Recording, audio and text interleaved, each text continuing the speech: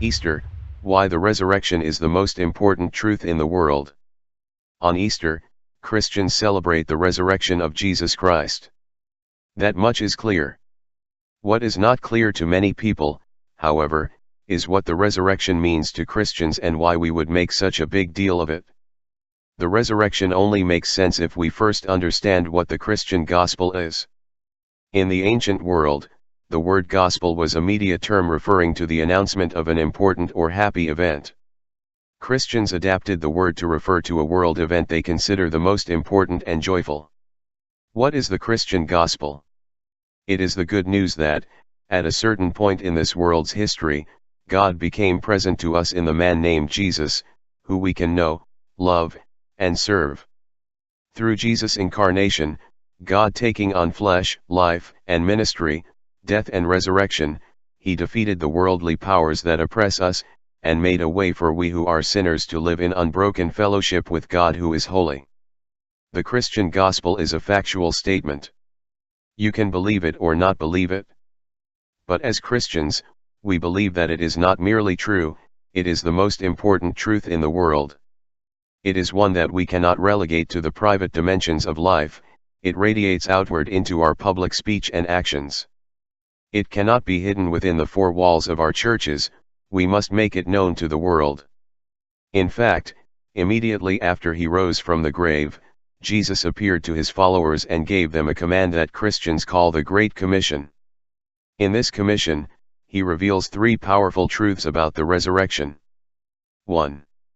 The resurrection reveals Jesus as the final authority in this world. When Jesus appeared to his followers immediately after his resurrection, the first words out of his mouth were, "All authority has been given to me in heaven and on earth," Matthew 28-18. The resurrection was decisive proof of his divinity, of the fact that he was in fact present when heaven and earth were created, and that he retains sovereign authority over them. This reality is important because all of us need to know who is finally in charge of this world. A great many people think the final authority is the free market. Others think the final authority is the United States, NATO, or the United Nations. Still others think the authority is some sort of deep state.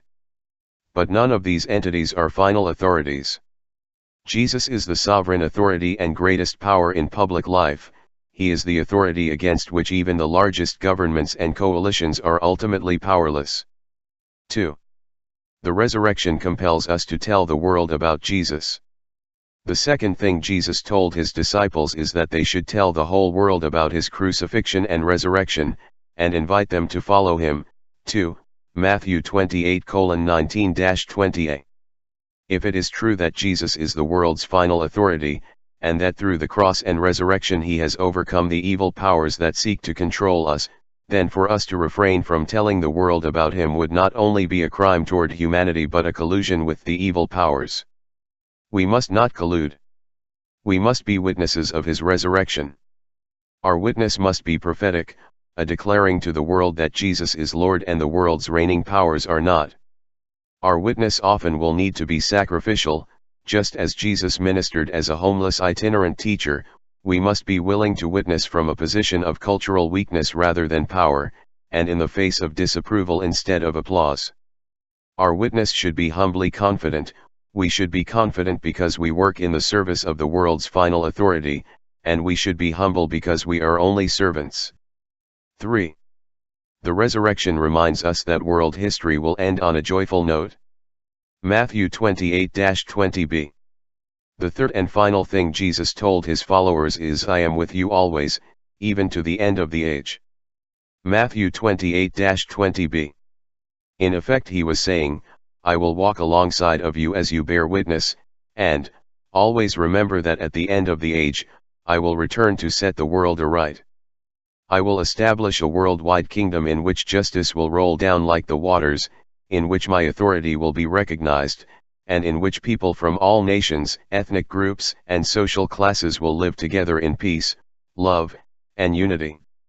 J.R.R. Tolkien, author of Lord of the Rings, was captivated by the Bible's teaching about the resurrection, and wished to reflect it in his writing. He knew that Westerners tend to be disillusioned with fairy tale endings and prefer endings that are more realistic, but he wanted them to understand that, because of the resurrection, a deeply joyful ending is the most realistic. To borrow a phrase from Lord of the Rings, Tolkien wrote, "Everything sad becomes untrue." And immediately following this phrase, a pressing question arises from Sam Gamgee as he speaks to Gandalf, "What's happened to the world?" To which Gandalf responds, "A great shadow has departed." Christians celebrate the bodily resurrection of Jesus, because we are happy that, in the future, the great shadow of death and sin will finally depart, Romans 8:18-25. Something momentous and good has happened to the world, which is why we invite the world to celebrate with us by embracing Jesus as the resurrected Savior.